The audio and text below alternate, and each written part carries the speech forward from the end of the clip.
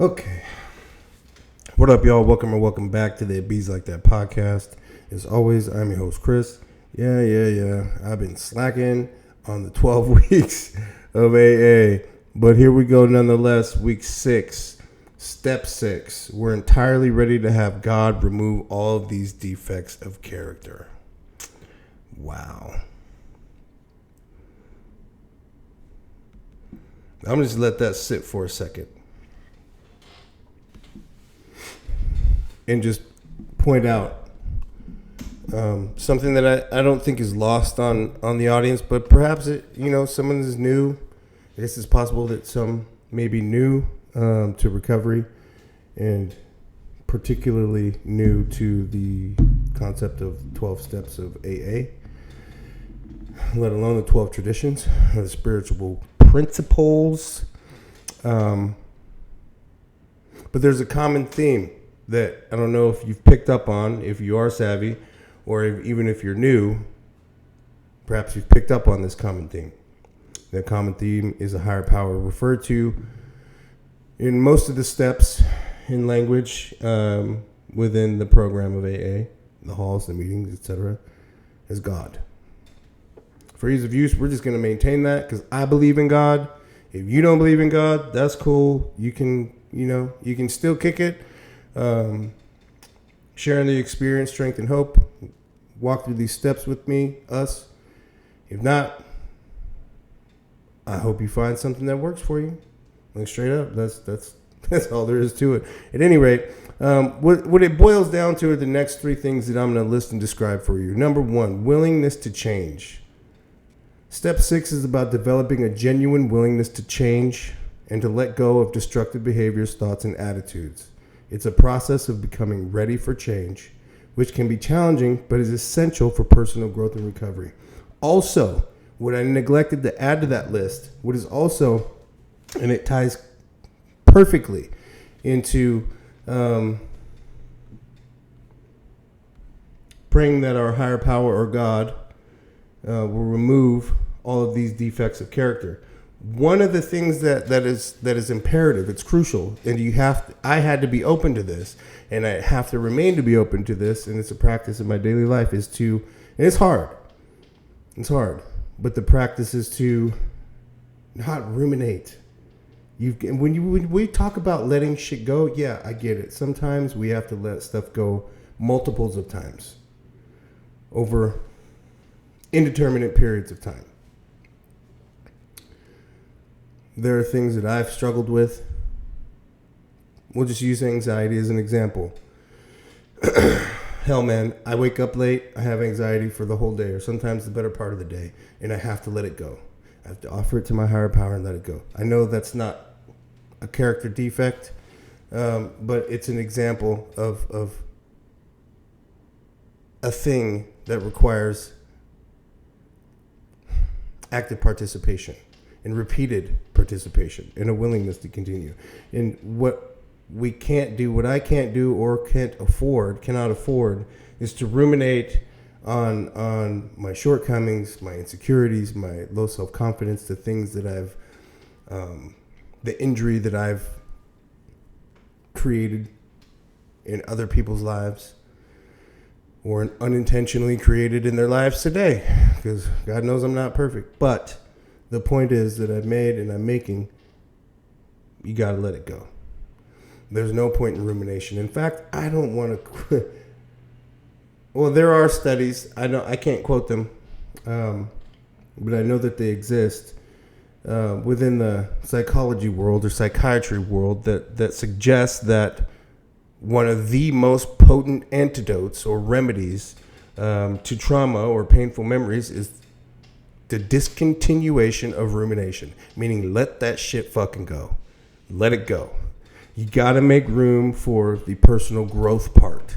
If I'm held on and I'm laden down by this yoke, by this burden of the things that I cannot let go, man, that's going to be I'm going to have a hard go of it. Let me just put it like that. Number 2, recognizing defects of character. This step encourages us as individuals to identify specific flaws or shortcomings that may have contributed to past struggles. By facing these honestly, we prepare to move forward without weight of the unproductive habits and attitudes. Without the weight of our unproductive habits and attitudes. Now, this I wish was as effective in intent as it is in practice. And as a practical matter, we all know that it is harder or easier said than done sometimes, recognizing defects of character, because some of these things are baked into our DNA, seemingly survival techniques that we've had to develop and hone and use repeatedly out of our internal need to survive experiences or life in general, right? So recognizing these defects of character is hard enough. Facing them honestly, that's another thing, because I guess in my circumstance, moving forward with recovery, I was so desperate for a new solution. I was so desperate for a new pathway forward that it seemed just like fodder to me, the uncomfortable nature of self-reflection, or what seemed to be criticism, right? That I was opened up to during this step.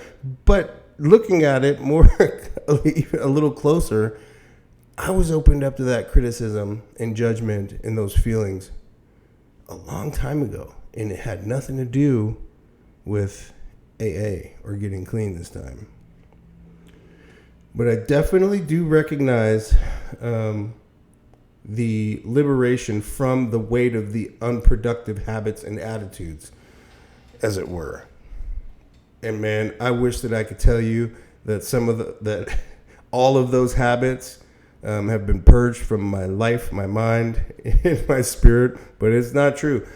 All of the ones that ruined my life, or were like actively ruining my life and causing me to intentionally step over my own best interest, those ones have been, for sure. Those are all gone bye-bye. But some of the other shit, like I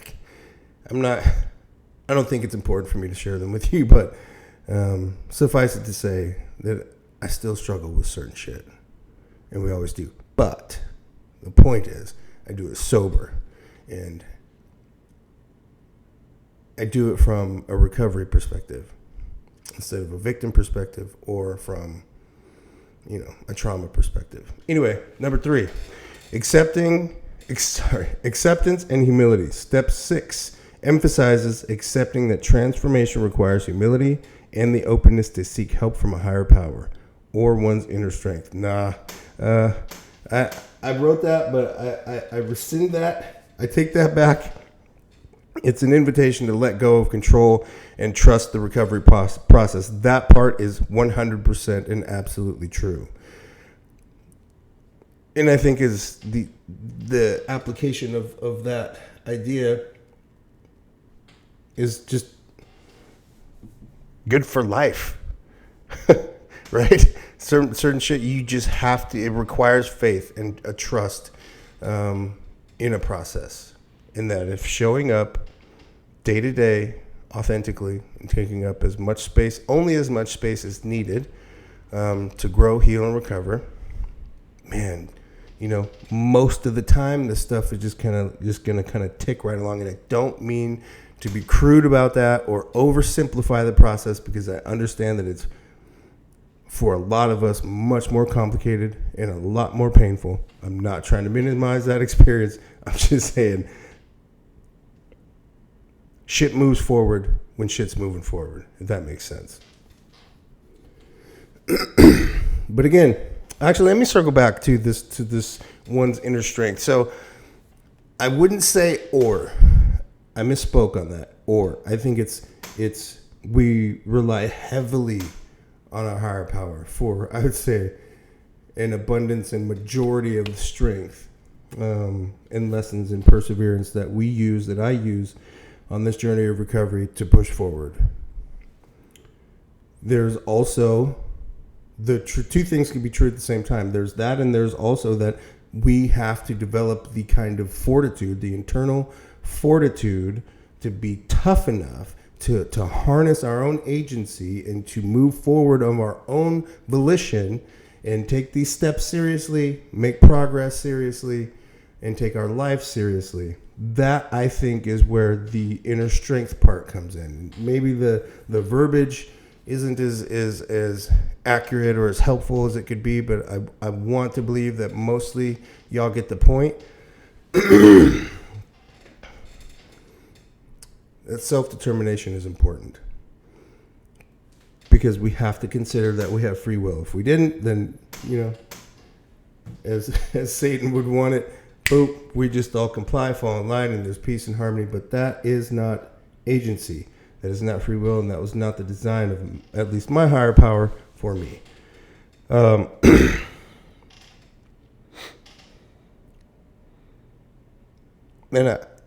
I got to tell you, I would be remiss if I didn't acknowledge that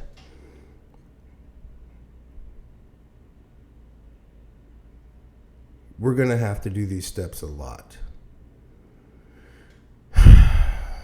And the definition of success is subjective outside of like what I think is commonly held as success in recovery, which would be serenity. That's a big one. Sobriety. That's another really big one. And also like relative peace and normalcy in our daily lives. And that, I mean that in our relationships, at work, socially, we have healthy hobbies, etc. And we're not in the midst of a bunch of drama. We're not discontented, and we're not anxious and angry and unfulfilled all the time. Like a lot of these boxes are checked, or mostly checked, still need some work, but otherwise glasses are filling or are filled.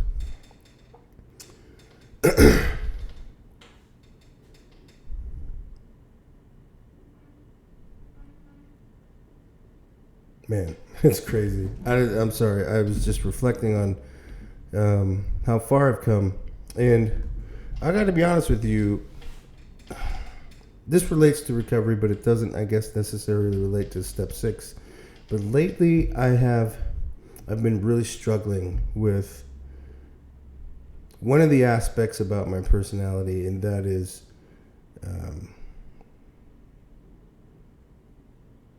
I see good in people. I have to. Otherwise, I wouldn't be able to perform the work that I do. I wouldn't be able to have relationships. But I also, and this sucks for me, but going back to one of those things that we develop as kids or at a young age to protect ourselves and for survival purposes, and I've talked about this a lot before, and that skill for me is discerning pretty quickly and in real time, or at least paying attention to that energy that I get from people, whether or not they're a threat, to what degree, how far I might need to get away from you, or how I need to, approach experiencing you moving forward. A lot has changed on that front. However, I have made a switch from denying my intuitions more and more. I'm starting to realign away from that. And what I mean by that is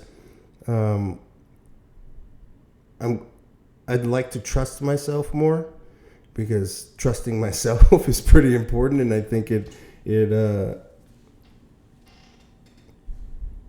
good way for me to A, remain right-sized, and B, I think remain grounded on a path that's going to keep me moving forward and toward the life that I want, or maintaining the life that I want. But anyway, I moved away from that for a while, and it's hard to realign away from neglecting it, and it's hard to realign with it, because I get that there's a really fine line between cynicism and realism.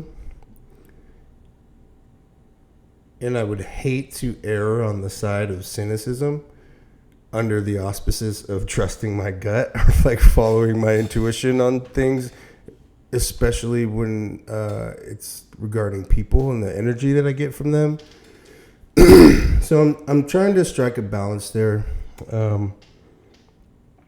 But there are just some things that are just really difficult to ignore, you know, and even harder to address when they're obvious to me, and I have to believe they're obvious to other people, but I'm sick and tired of being the only person who calls this shit out because other people are afraid.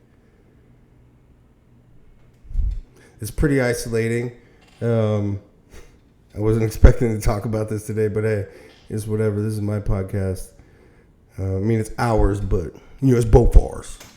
Anyway, it's just tough, man, because, you know,